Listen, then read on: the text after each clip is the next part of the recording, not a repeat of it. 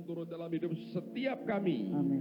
Yang memampukan kami mengerti akan pesan Tuhan bagi kami secara pribadi. Amin. Untuk kemuliaan nama-Mu Tuhan, Kau pasti mengubah dan memberkati hidup kami Amin. sore ini. Di dalam nama Tuhan Yesus. Dan semua kita berkata, amin. Berikan kemuliaan sekali lagi bagi Tuhan kita. Amin. Mari kita buka firman Tuhan sore ini, Kejadian pasal 16.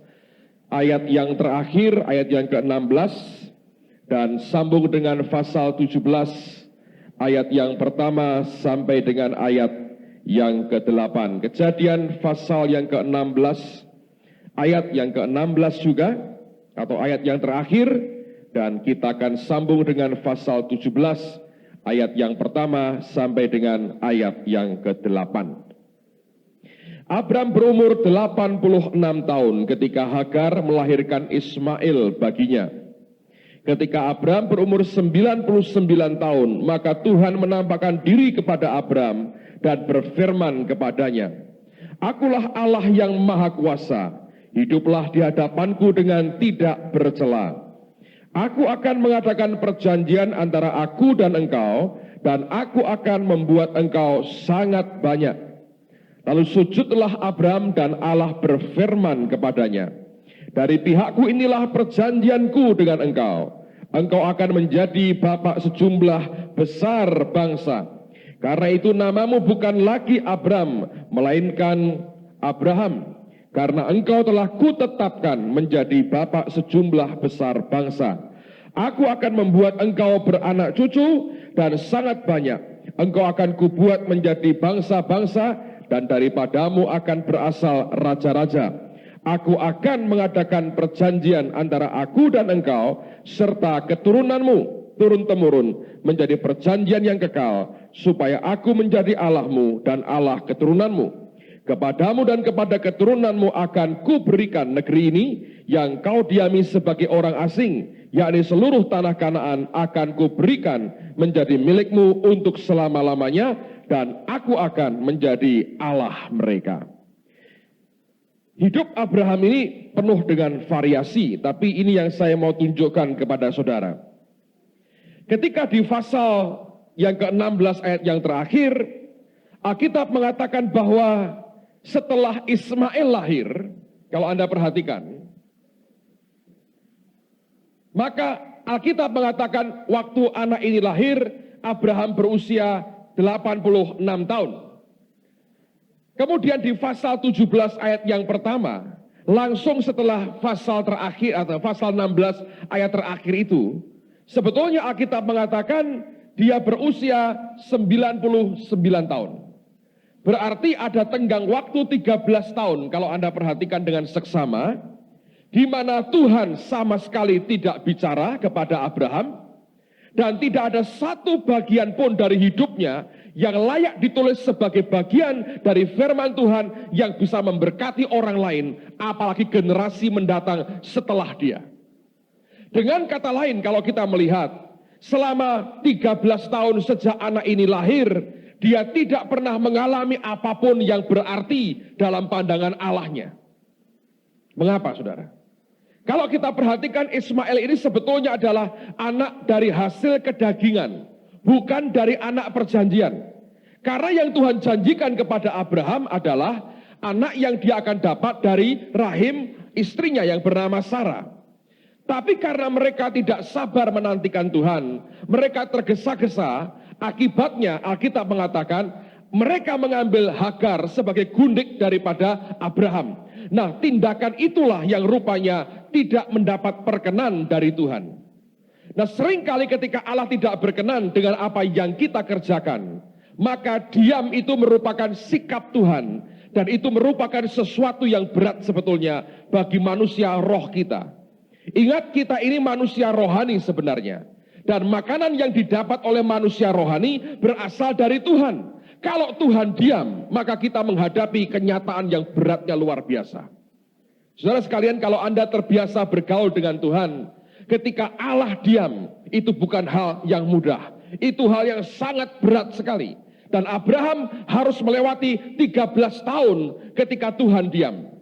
Di sekian fase sebelumnya, dia pernah mengalami Tuhan diam selama 15 tahun, saudara. Anda tahu kenapa? Ketika dia perintahkan Abraham keluar dari Ur Kasdim, dia tidak segera taat. Yang malah bergerak memimpin adalah ayahnya bernama Terah. Sehingga akibatnya mereka tidak nyampe Kanaan, mereka berhenti di Haran dan menetap di kota Haran. Ketika mereka menetap di sana, langsung Tuhan diam. 15 tahun lamanya Tuhan tidak bicara. Dan Tuhan menunggu sampai Terah mati. Ketika Terah mati, baru Tuhan bicara lagi. Kali ini, kali yang kedua dia mengalami masa panjang penantian kehendak Tuhan dalam hidupnya oleh karena tindakan kedagingan yang dia lakukan. Dia lahir dari Hagar, lahir Ismail. Dan sejak itu selama 13 tahun Tuhan diam. Dan kembali, kalau yang pertama ditunggu sampai Terah mati, ini ditunggu sampai tenaganya habis sebagai laki-laki. Mau diberi gundik berapapun sudah tidak ada artinya. Sebab kekuatannya sebagai laki-laki sudah hilang. Dan saat itu baru Tuhan bicara.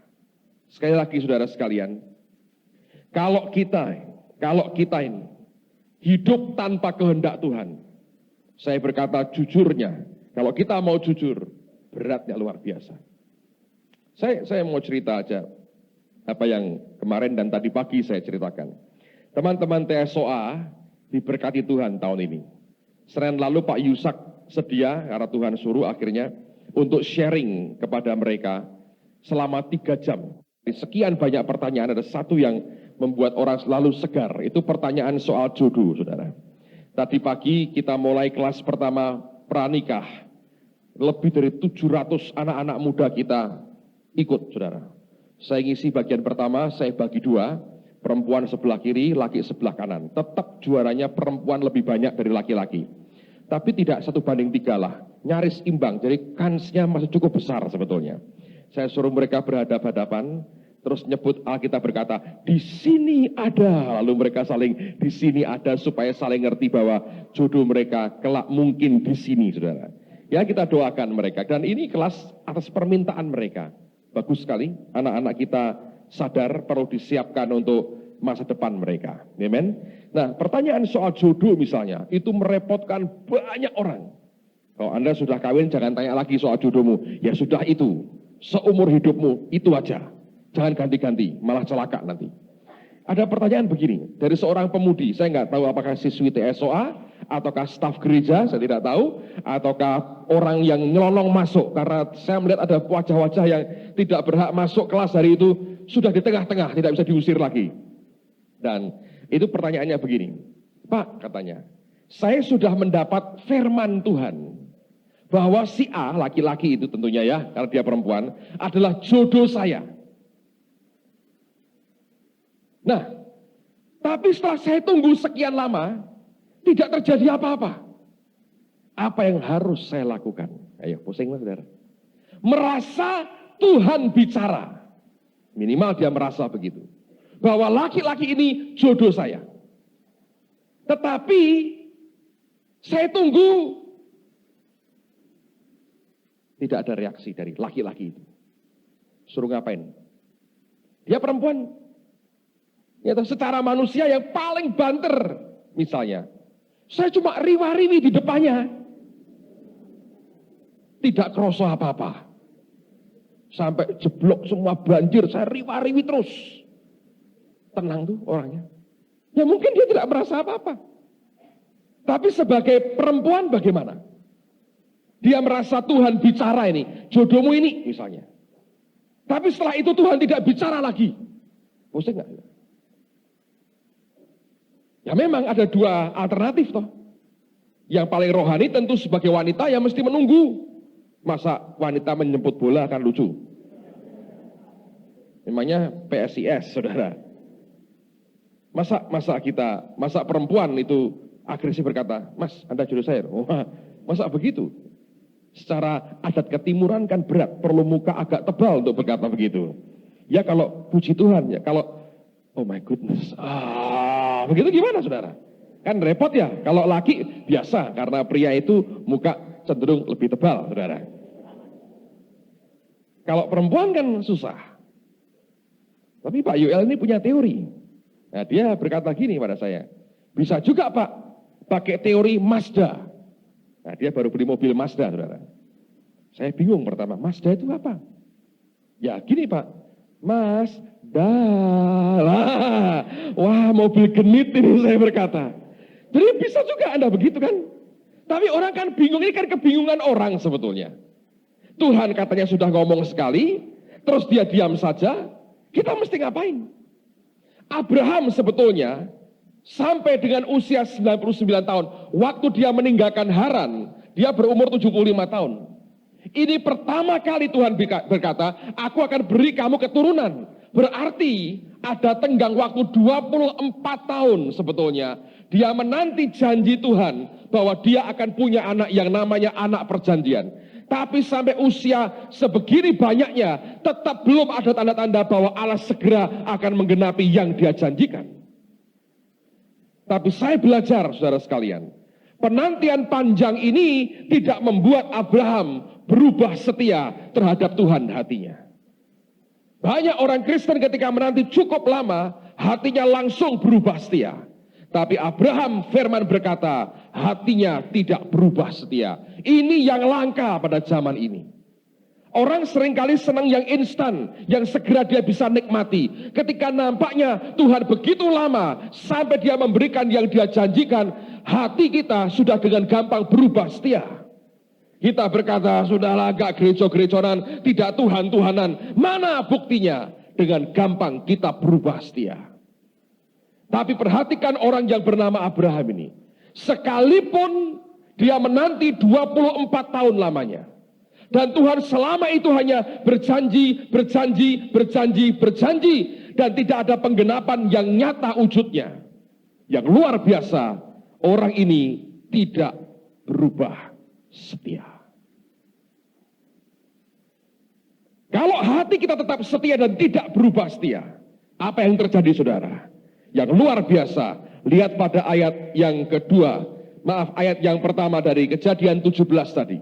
Kejadian 17 ayat yang pertama, ketika Abraham berumur 99 tahun, maka Tuhan menampakkan diri kepada Abraham dan berfirman kepadanya, akulah Allah yang maha kuasa. Bahasa aslinya, akulah Allah El Shaddai. Ini pertama kali Tuhan bicara bahwa dia adalah El Shaddai. Saya pernah berkata, El Shaddai artinya Allah yang maha kuasa, tapi juga artinya Allah yang lebih dari cukup, yang bicara soal kelimpahan Tuhan dalam kehidupan kita, dalam segala perkara. Orang yang sabar menantikan janji Tuhan, dan dalam kesabarannya hatinya tidak berubah setia, maka El Shaddai yang akan datang di dalam kehidupannya. Dan saya belajar, saudara sekalian, rasanya hanya nama El Shaddai ini yang turun-temurun diwariskan oleh Abraham, Ishak dan Yakub kepada generasi berikutnya. Dan setiap kali nama itu disebut berkaitan dengan blessing, berkat Tuhan dan multiplikasi Allah dalam kehidupan kita. Nah, mari kita buktikan. Anda beri tanda di pasal 17, nanti kita kembali. Lihat Kejadian pasal 28. Kejadian pasal 28. Saya pernah bacakan minggu yang lalu beberapa bagian dari ayat-ayat ini, nanti kita akan lihat lagi. Kejadian 28 ayat yang pertama dulu sampai dengan ayat yang ketiga. Abraham kenal Tuhan sebagai El Shaddai, Ishak juga kenal dia sebagai El Shaddai. Kejadian 28 ayat yang pertama, kemudian Ishak memanggil Yakub, lalu memberkati dia serta memesankan kepadanya, katanya, janganlah mengambil istri dari perempuan Kanaan. Bersiaplah, pergilah ke Padan Aram, ke rumah Betuel ayah ibumu, dan ambillah dari situ seorang istri dari anak-anak Laban saudara ibumu. Ayat 3 perhatikan. Moga-moga Allah yang maha kuasa, ini El Shaddai, memberkati engkau, membuat engkau beranak cucu, dan membuat engkau menjadi banyak, sehingga engkau menjadi sekumpulan bangsa-bangsa. Ketika Ishak ngomong dengan Yakub, dia juga kenal Allah El Shaddai, dan dia berkata, moga-moga Allah yang maha kuasa, El Shaddai itu memberkati engkau dan membuat engkau berlipat kali ganda. Kalau orang sabar menantikan janji Tuhan dan hatinya tidak berubah setia, Dia akan datang sebagai El Shaddai. Dan setiap kali nama disebut, tidak pernah berkaitan dengan hukuman, mesti berkaitan dengan blessing dan pelipat gandaan yang Tuhan sediakan buat kita. Asal kita tidak berubah setia. Yang berikutnya, pasal yang ke-35 dari kitab Kejadian yang sama. Kejadian pasal yang ke-35. Perhatikan pada ayat yang ke-11. Kejadian pasal yang ke-35. Lihat pada ayat yang ke-11. Lagi firman Allah kepadanya, Akulah Allah yang maha kuasa, El Shaddai muncul lagi. Beranak cuculah dan bertambah banyak. Satu bangsa, bahkan sekumpulan bangsa-bangsa akan terjadi daripadamu, dan raja-raja akan berasal daripadamu.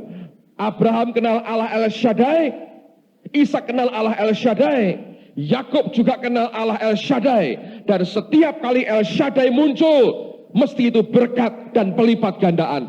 Tapi diberikan kepada orang yang hatinya tidak berubah setia, tetap setia kepada Allahnya. Jangan sampai hati kita berubah setia. Hati kita harus tetap setia. Sekalipun ada masa penantian yang cukup panjang, yang harus beberapa orang lewati dalam kehidupan kita. Masih Kejadian, lihat pada pasal yang ke-43. Kejadian pasal yang ke-43. Lihat saudara, ini indah sekali. Kejadian 43. Ayat yang ke-14. Kejadian 43.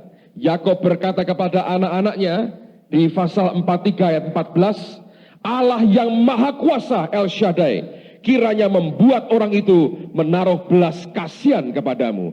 Kalau El Shaddai muncul, maka kemurahan manusia akan diberikan dalam hidup kita.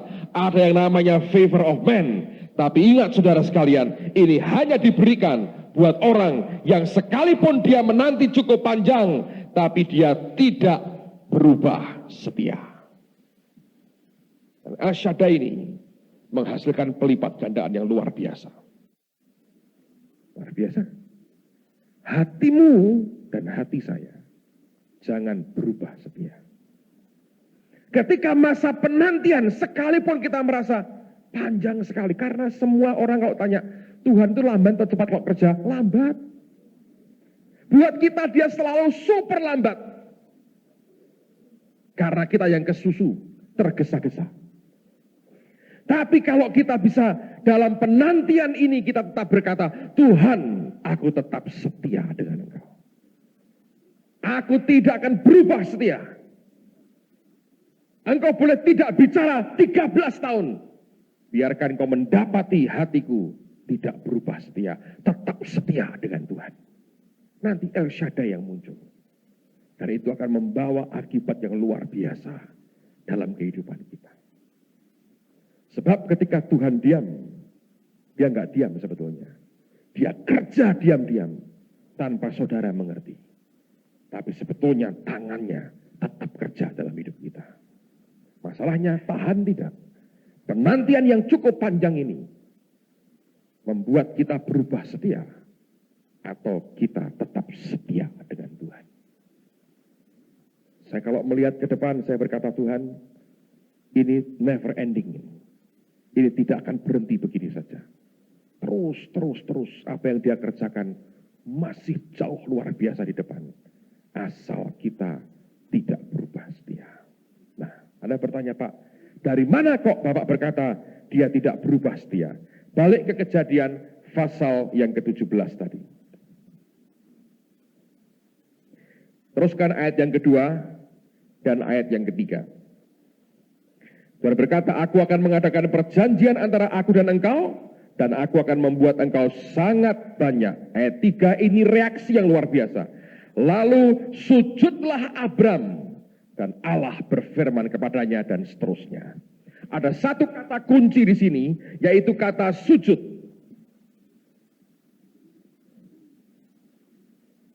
Kata ini artinya begini.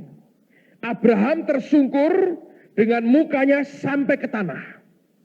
Dan kata itu sebetulnya dalam bahasa aslinya artinya to be accepted, diterima, atau to be offered, dipersembahkan. Dia menanti 24 tahun sejak Tuhan pertama kali berkata, engkau akan punya keturunan. Tapi luar biasanya, setelah dia tunggu 24 tahun, Allah datang lagi dan lagi hanya berjanji. Itu kayak lagu itu, padamu negeri, aku berjanji. Hanya berjanji tok. Allah janji melulu. Kita bisa berkata, bosan Tuhan, aku butuh actionmu. Enggak tuh. Ketemu lagi, berjanji lagi. I promise, aku berjanji. Itu tok, saudara. Dia tidak berubah setia. Dengar janji lagi. Tersungkur dengan muka sampai ke tanah. Sepertinya hatinya mau berkata, Tuhan, hidupku ini aku persembahkan kepadamu. Dan biar diterima oleh Tuhan sendiri. Ini. Dan lalu Alkitab berkata, dan Allah berfirman. Kata berfirman artinya dia bicara. Tapi di case ini, kata itu juga artinya to subdue. Atau menaklukkan. Allah bicara sebagai penakluk, Abraham tunduk dan takluk ke Tuhan, dan dia bicara. Banyak orang, saya katakan minggu lalu, dengan Tuhan Anda jagoan, menang saudara. Gitu? Seperti anak yang saya ceritakan itu. Tumpangi tangan Pak Silas Bela, orang tiba, katanya. Gitu. Menang dia tak? Kalau dengan Tuhan engkau menang, jalan saudara. Dia bisa bilang, ya wes gue menang, urusan dirimu sendiri. Repot.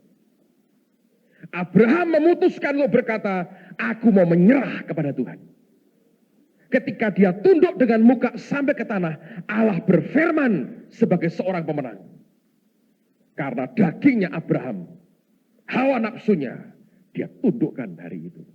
Dia tundukkan orang pilihannya. Tapi saya mau ajak Anda menghitung sesuatu. Lihat saudara.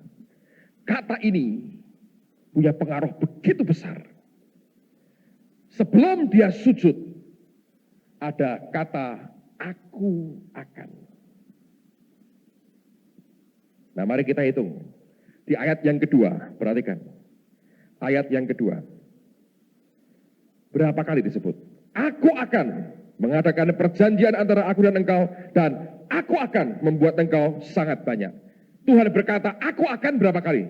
2. Oke? 2 kali. Setelah itu dia sujud. Setelah dia sujud, mari kita hitung lagi. Aku akannya ini berapa kali? Lihat sekarang di ayat yang ke-6, ke-7, dan ke-8. Mari berhitung. Ayat 6. Aku akan, yang pertama, membuat engkau beranak cucu sangat banyak.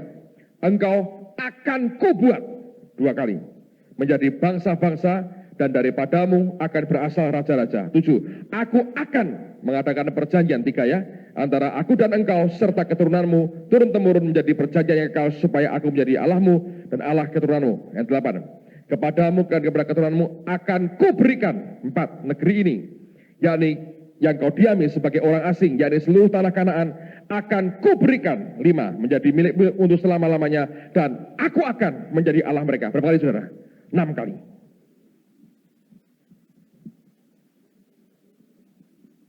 Jadi triple, 3 kali lipat. Ini loh saudara, kekuatan merendah dan nyembah Tuhan. Luar biasa. Dengar pesan Tuhan. Kalau engkau sudah kehabisan suara, bahkan air matamu sudah kering, harapanmu nyaris pudar, semangatmu nyaris habis, dan tinggal punya sisa tenaga terakhir. Ada satu hal terakhir yang kita bisa buat. Ngungkur di depan Tuhan. Nyembah dan sujud kepadanya.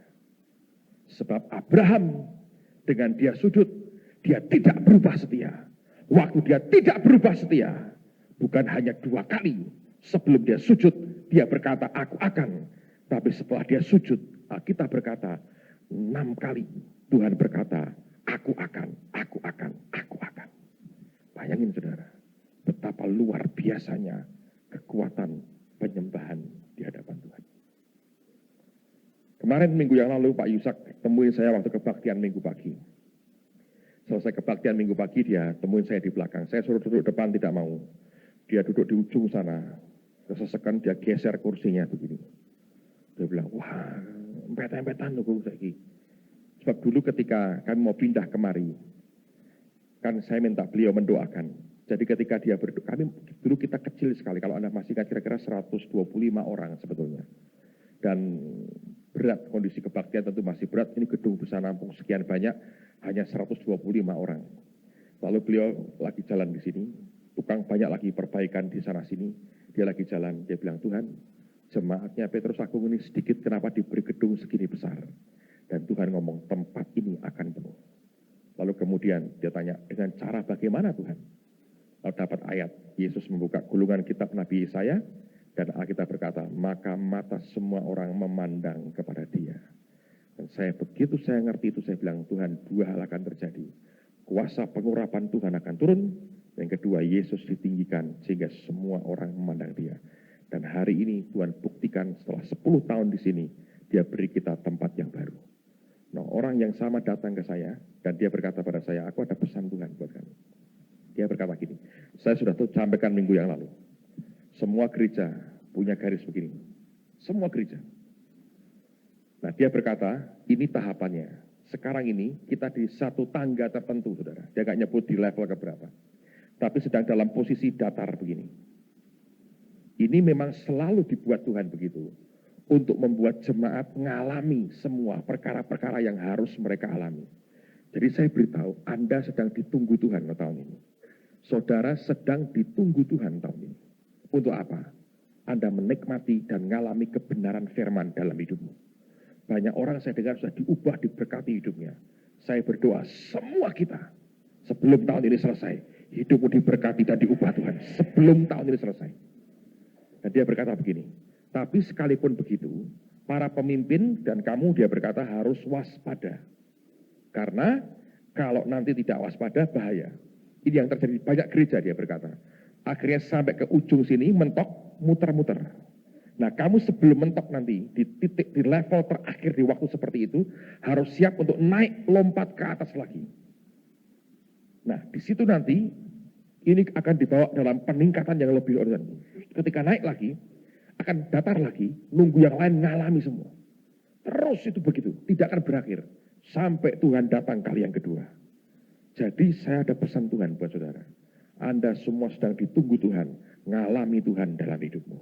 Keseriusanmu dengan kebenaran menentukan apakah engkau tahun ini bisa nikmati semua yang sudah disediakan Tuhan buat hidup saudara.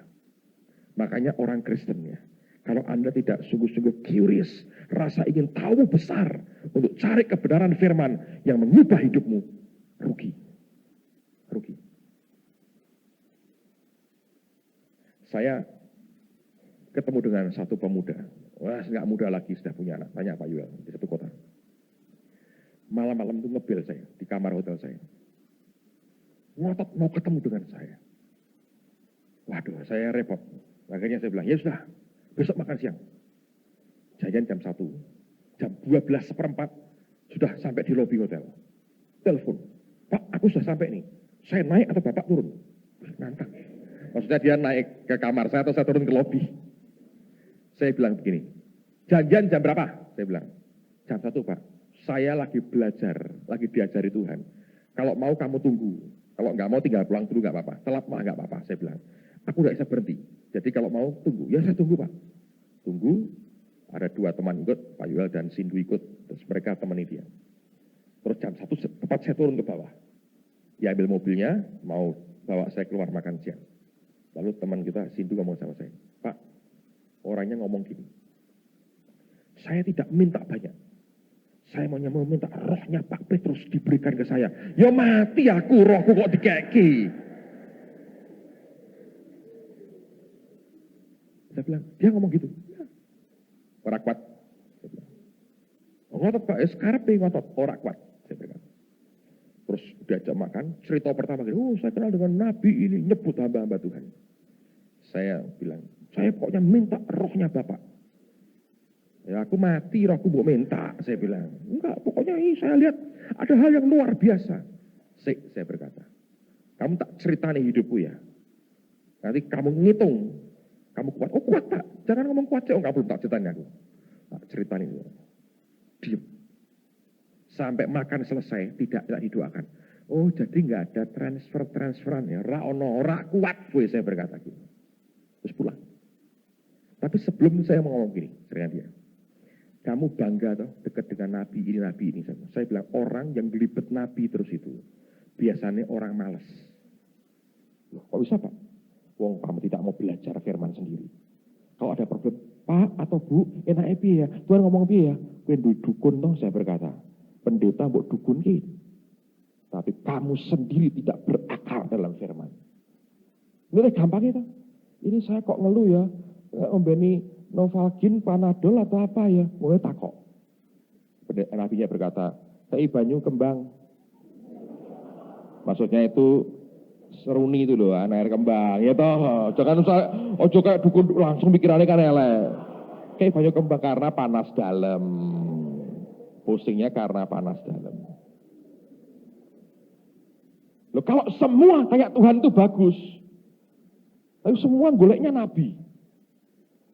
Bukan salah, enggak. Tapi kalau itu hobimu, ketahuan aja.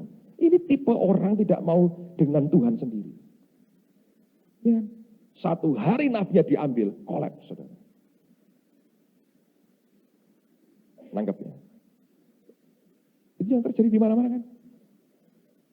Bahwa kita butuh nabi, iya ini kan kenabian yang saya terima. Tapi tidak membuat kita gantung ke manusia. Anda yang rugi sendiri. Karena nabinya ditakoi, ya Tuhan ngomong terus saudara. Memang itu tugasnya. Tapi hatimu bisa didapati Tuhan berubah setia. Nangkep saudara. Jadi ini yang kita perlu. Saudara sedang ditunggu Tuhan. Untuk engkau menikmati yang dia mau sediakan dalam hidup kita. Dalam segala hal. Yang dia janjikan, yang dia pernah ngomong. Minta ke Tuhan, tahun ini Tuhan jadi kenyataan. Lalu Pak Yusa kamu sama saya gini, kamu mau buat romantic worship toh, itu memang harus dibuat. Pas persis dengan maunya Tuhan. Nanti ya Anda tulis semua beban pergumulan saudara. Di puncak penyembahan kita, apapun dalam hatimu itu, nanti akan sediakan dream untuk bakar sesuatu. Kita tidak bakar uangan untuk naik ke sana. Enggak loh saudara. Ini hanya simbolis. Sojo muni wah iki sekarang sesat. Kayak neng kono kayak oma-omaan apa diobongin. Nah. Ini hanya simbolis. Itu jadi abu, tapi ini simbolis supaya hatimu itu kau taruhkan ke Tuhan betul. Dan kalau engkau kerjakan dengan iman, itu akan membuat perbedaan yang luar biasa. Amen, saudara. Luar biasa.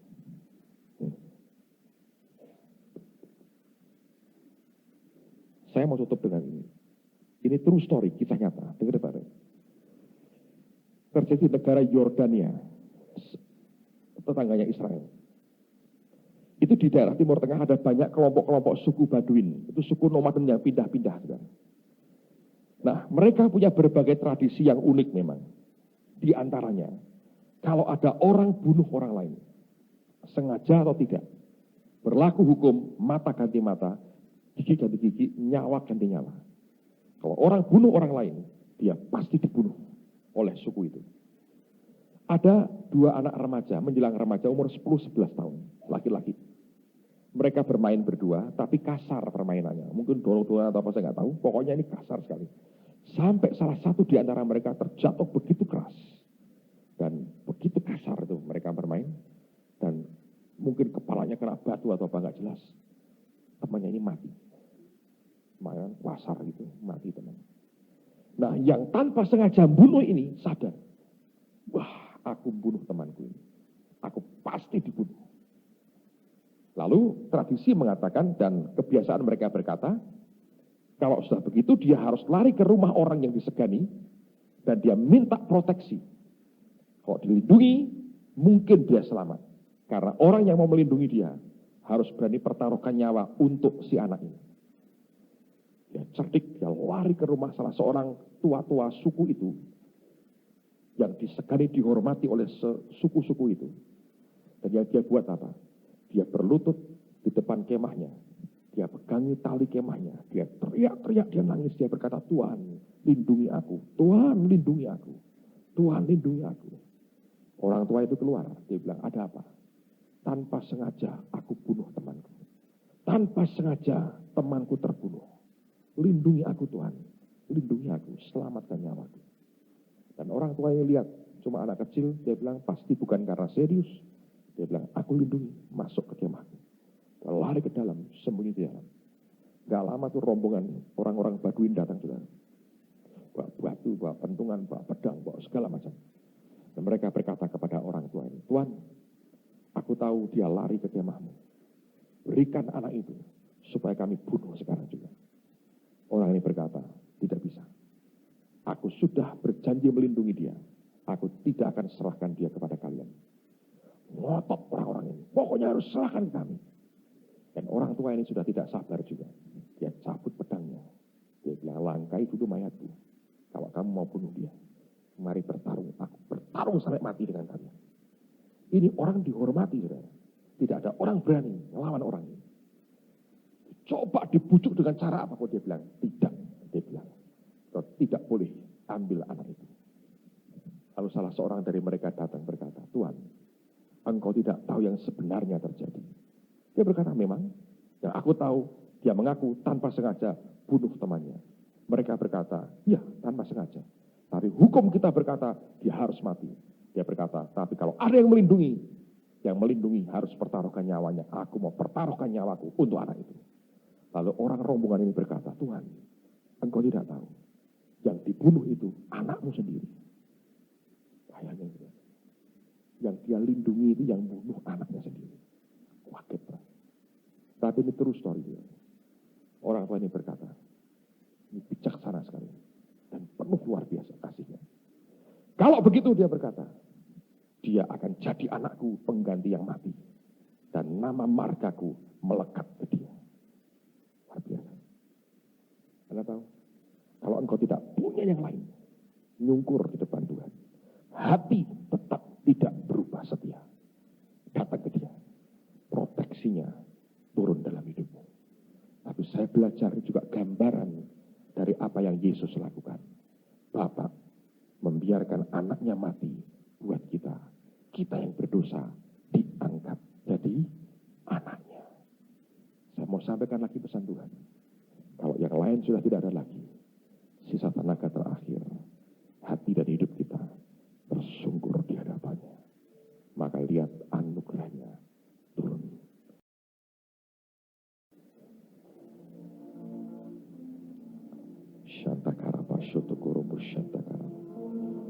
Saya mau berdoa bagi setiap orang yang Anda tahu engkau punya pergumulan dan engkau sadar bahwa engkau sampai titik yang berat dalam hidupmu. Dan engkau berkata, Tuhan ini terlalu berat buat saya. Tidak usah maju ke depan, di tempat masing-masing aja. Yang lain tutup mata, arahkan hatimu ke Tuhan. Kalau engkau merasa, ya hidupku dalam kondisi berat, Pak. Di tempat masing-masing kau boleh angkat tangan, saya doakan saudara. Engkau lihat tangan-tangan yang terangkat, ya Tuhan. Semua kami punya pergumulan masing-masing. Tidak ada orang yang kebal dengan persoalan. Tapi kami belajar, kami mau dengar pesan-Mu hari ini yang berkata, kalau kekuatan lain hilang, masih satu yang bisa kami buat. Jadi tersungkur di hadapan-Mu sendiri. Tolong setiap kami Tuhan, supaya hati kami tidak berubah setia. Tetap setia kepada Tuhan. Tidak berubah setia. Tidak berubah setia. Tidak berubah setia. Supaya El Shaddai turun dalam hidup kami. Dan waktu El Shaddai itu yang muncul,